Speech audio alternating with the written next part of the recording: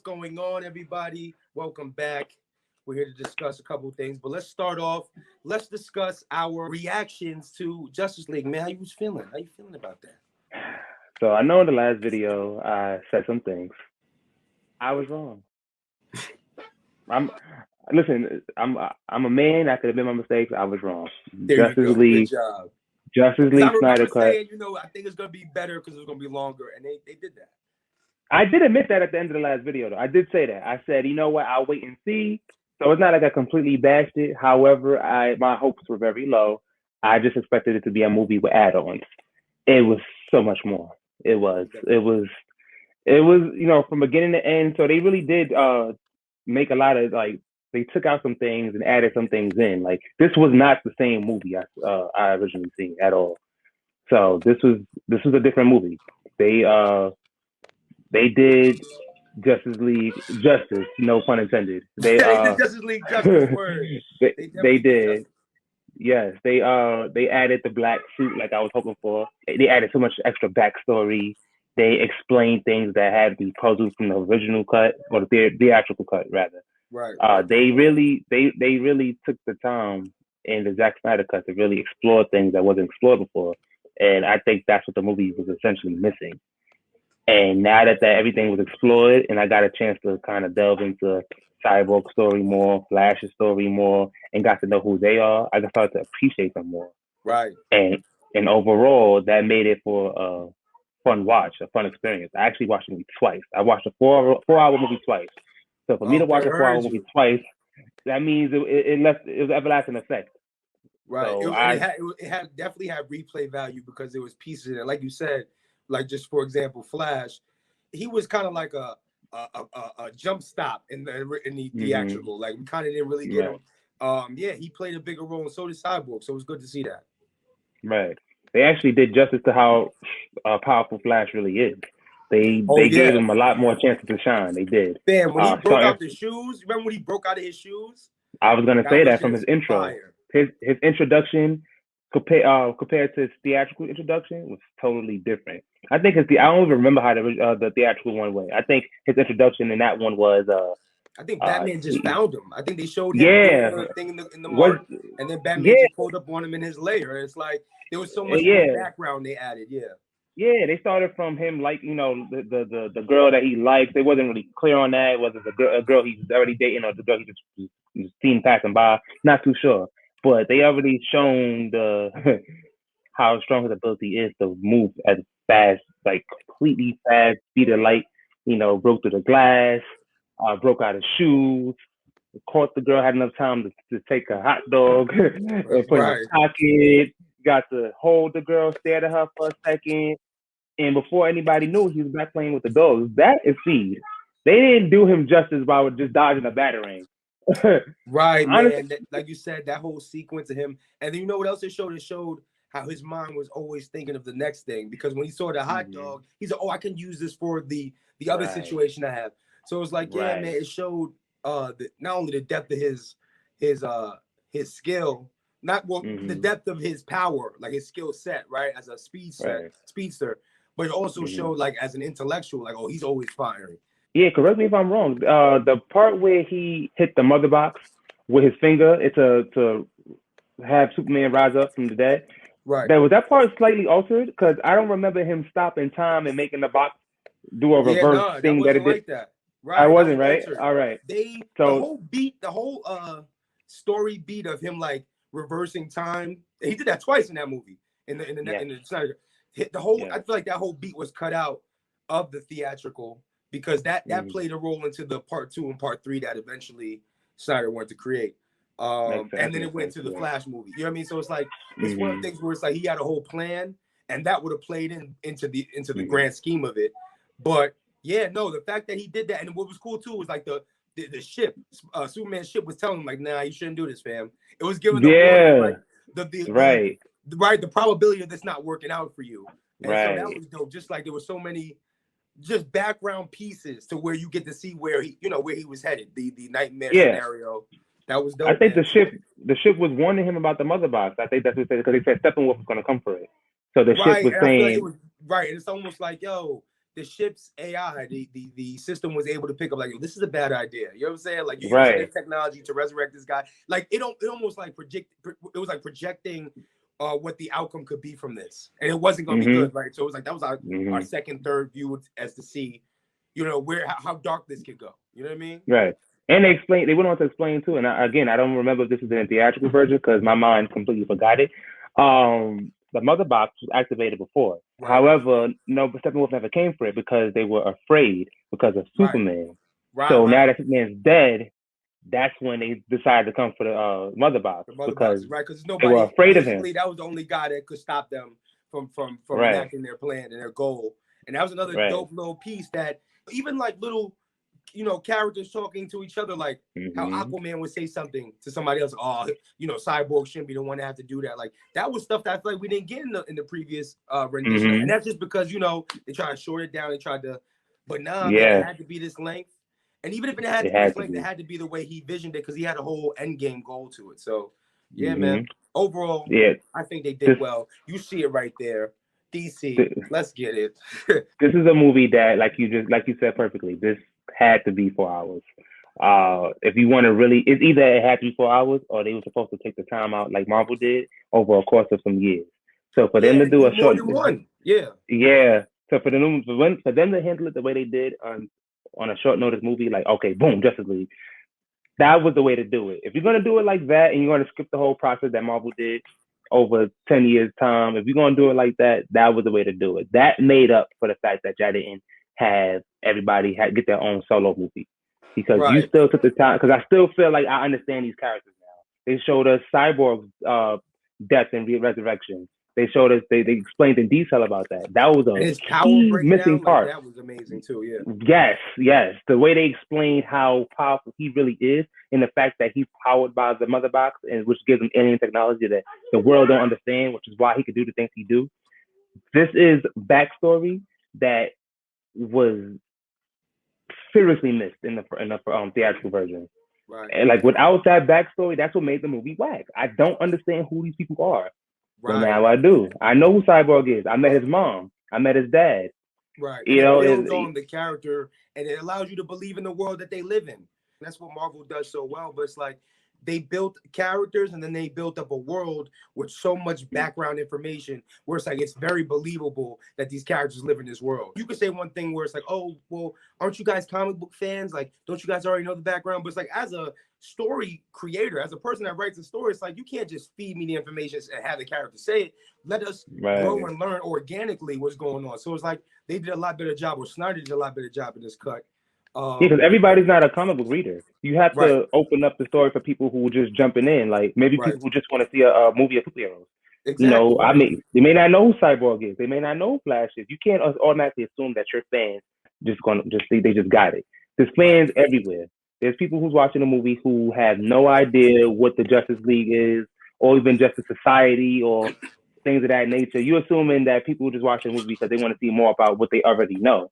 No, you have people who want to understand this world. Yeah, man. And that leads me to say this. Well, is this for you the best DC movie we've had in this new stretch of DC movies? I wasn't ready for that question. You wasn't ready for that? I wasn't. Say it is. Ask me, brother. I say it is. I say this is the best DC movie they've made in the span of from like the new Snyder Superman. So we're talking about live action. Yeah. Live action, okay. Live action, trying to build a world of superheroes like Marvel is live action. That's the best movie they've had. Honestly, yeah, I would agree. Right? Yeah, I mean, who's their competition? This is what I was gonna say too, real quick. Is like we said, he had a vision to build it into 2-3 movies. Like he had, I don't know if you know how much you want to do with the pregnancy of Lois Lane, whose baby it might have really been. I think what I read was Superman's son was supposed to be Batman. He becomes Batman. Right. And like they do a 20-year later jump. And, and Batman dies. Superman, but this is the thing though. Apparently, in like the second movie that would have been, we would have seen Lois Lane and Batman hooking up. And they were hooking up when Superman was gone. That's why when she was pregnant was Easter egg. So now we were supposed to have like a love triangle situation. That would have been crazy. Yeah, okay. That actually like, that's different. I like that idea. Superman's son becomes Batman because he's really Batman's son. That'd have been fire. That I ain't gonna lie, I would watch that movie. That'd have been some tea for those that like sipping, bro. You know what I'm saying? But that's a movie I would watch because that's putting drama into a superhero movie. Who doesn't want to see that? Right. You know, because superheroes are essentially supposed to be people too. Right. Superheroes are people too. You want to feel like you can see yourself in that hero. So that's why people want to relate to it. And that's very relatable. A triangle like that is something you see in real life more often than not. So definitely.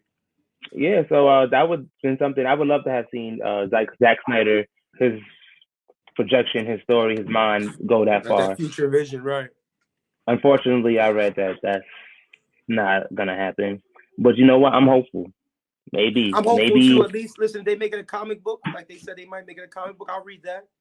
You know what I mean? It reminds me of like when they did Injustice. Even though they did the video games, the comic book to me was dope. Like to see like Harley Quinn's whole thing going on, and she had the kid and having to play like So you know, hopefully. So final thoughts, man. So what's your hopes for the future of DC? And honestly, I want them. Zack Snyder needs to stay on board. This is what he does. He's proven himself. I want to believe in him. I think DC and Zack Snyder should constantly work together on more plans because this 4-hour Justice League movie was Marvel worthy. This is a movie I can put in a talk of can compete with Marvel. Like I never took a DC movie seriously compared to that Marvel one. This is the eye opener. Now Thor 1. Yeah, absolutely. Thor 1. Dark World too. Thor 1 and 2 to me. And let me tell you, the only Thor I like is Ragnarok. Part 3 is good. 4, Love and Thunder. Oh yeah, that's. Listen, we got Christian Bale in there. How could you go wrong? Like, how you gonna mess that up? He's the villain, correct? Yeah, he's the villain, right? Yeah. So, yeah, they made Batman a villain. Ain't that? They and that's just that's what happens when you have one guy take the material, contextualize it himself, and he starts creating a world, and they follow through with the world because that's what Kevin Feige did in a way. Like they allowed Kevin Feige to take one character and build upon what this character did and how it affected everything else. And so, because we're used to seeing the worlds being shaped like that and characters be built up and everything be compounded like that. If they want to have a stretch in that, if they want to have a hand in that, they just need to have dope stories being made and kind of slowly by surely kind of do that interlocking thing. So I think overall it was dope. I hope they keep them on board, like you said. But here's to hoping. So what's next in the Justice League story? Let me say this real quick. If you ask Warner Brothers, they say that the story ends with when you see Superman go like that and he walks in the alley. That's when the movie ends for them.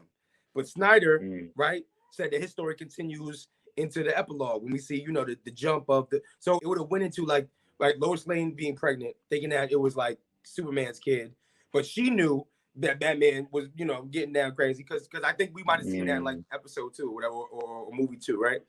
It gets to a point now where it's like, she's killed, right? Her and the baby are killed, and so now Superman is, wroth with anger.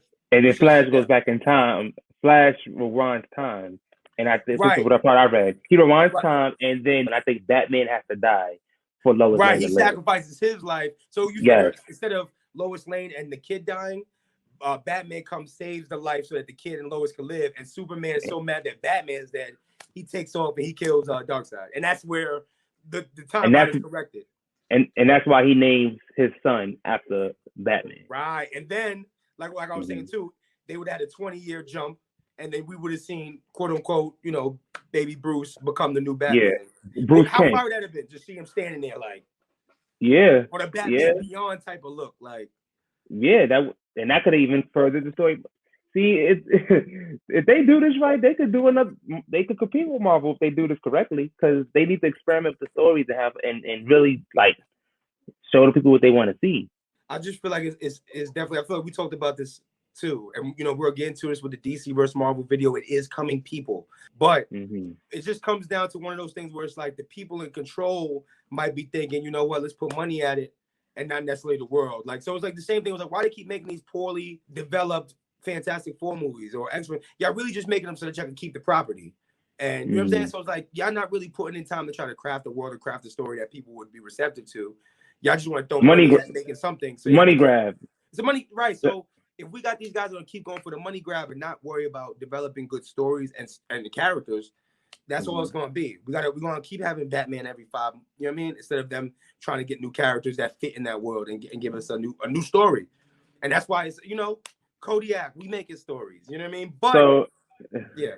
So closing question. What do you think the Robert Pattinson's Batman gonna do?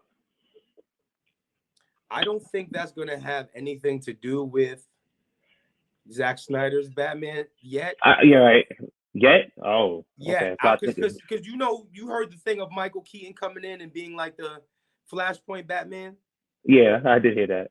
I can see them doing a thing where it's like, oh, the Flashpoint movie drops, and now they use that to interlock not just all their movies that they recently made, but every movie ever, every DC movie. Let me just tell you this. Let me just say this. If they do that, I am 110% on board with DC. If they somehow connect every Batman from our same childhood and they put them all together in some kind of way, my Michael Keaton, my Val Kilmer, my George Clooney in that terrible movie, that if they found a way to redeem these characters in that way, in some kind of mention or have them all in the same room or something like that, DC, oh man, y'all can have my money. Okay, so I would take my money now. You could have it. I would love to see George Clooney's Batman redeemed and for the greater good in a movie that the Flash paradox causes and somehow has these Batmans put together. I feel like that's a redemption story for all of Batmans in the past, and it would explain the story. It would explain why there's like 100 Batmans. This is my thing. It's such a lazy fix, but it's acceptable because it's a comic book, it's a comic book accurate thing. But it's such a lazy trope. This is my thing. I'll take it. But the problem becomes this: if they use that as a piece of just trying to link all their movies, and then going from that piece, they still create movies where, the stories are bad, characters don't interlock. If you're gonna use that as a way to iron things out that were previously terrible, cool. But what we have to also do is build upon a better structure, build upon better stories, the Zack Snyder vibe or whatever. Yeah. That's absolutely true. I agree with you. That if they can do that, like I said, it's lazy writing, but it's probably the best way to kind of explain yourself. That's like an excuse that you can't really go against. Okay, I'll take it. Yeah, because Flash can go back in time. That's always been a thing. So it's not like it's something they're making up. They're just using what they already have in place. And that's why I was like, you know what? It's comic implementing. It's comic accurate. Yes. So they can do that, but like you said, they have to follow up with better Batman movies, better everything. Y'all can't just do that, fix your problem, and then continue to make black movies. Right. Y'all will have to follow up. Who tried that and then failed? Prime example of what you're talking about. X-Men. They did just that. Yeah. They tried. They restarted everything. The new characters was different. Everything. The town travel, and y'all gave us another Dark Phoenix movie that was worse than the first one. That's what I mean. So y'all changed the timeline. Y'all had a opportunity to do something different and improve, and you just gave us a worse movie. Right. And that's why. And that's short. Yeah, and the franchise is now over, and Marvel has now got the rights to Fox. So now Marvel come on home. That's what it needs to be anyway. The Flash thing, at the end of the day, it's not really lazy because that's very accurate to what's happening in comic books. I'll accept it. But it can't be something where it's like that was our scapegoat. We made so many bad choices. That was our out. You know what I mean? We made so many bad moves. It is. So use it as character development. Use it as he should be changed from that. This should be a different character going forward. Should be different things in this world now. Different. That's sure. Give me a different Batman because of that. Because maybe things have shifted. I'm with all that, but yeah, just have a good story. So I think, if nothing else, if you're not going to let Snyder continue with what he was doing, learn from what he did. He's like, yo, homie, he's not playing. He wants a full story. He had a whole scheme. And, the more detail, the more I can believe in it. And the less likely I'll fall out of it. I think what it was, and I could be mistaken, but I think what it was, Zack Snyder was a fan. Zack Snyder was a DC fan. Yeah. And you hired somebody who was already in love with the material to build on it and implement ideas that he had in his own personal way. I think when you do that, a lot of times you'll get great results instead of hiring a director who just is a name, somebody who already worked Right. on good movies but doesn't know the material. Right. Or I can direct. I may not know who Superman and Batman is, but I can direct my ass off. I'm a director.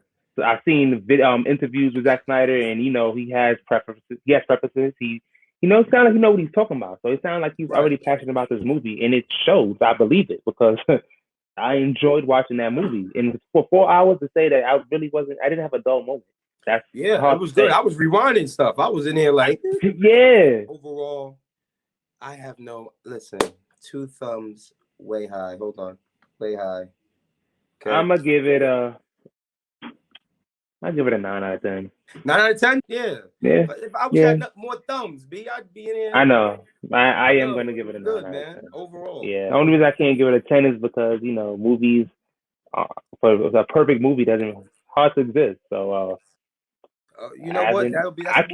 That's a video for another day. Does a perfect movie exist? I think I might have one, but I'm not gonna say it just yet. Wait, you know for that what? video. He said I may have one too. You know what? I think I have one too. We're gonna just save that for the next time. Coming in a feature video. Guru and Chantz, we will be battling 10 movies. That's a fact. What he said. We got a lot more coming, guys. Check out that Justice League if you haven't seen it. Yeah, absolutely. All right. Take care, guys.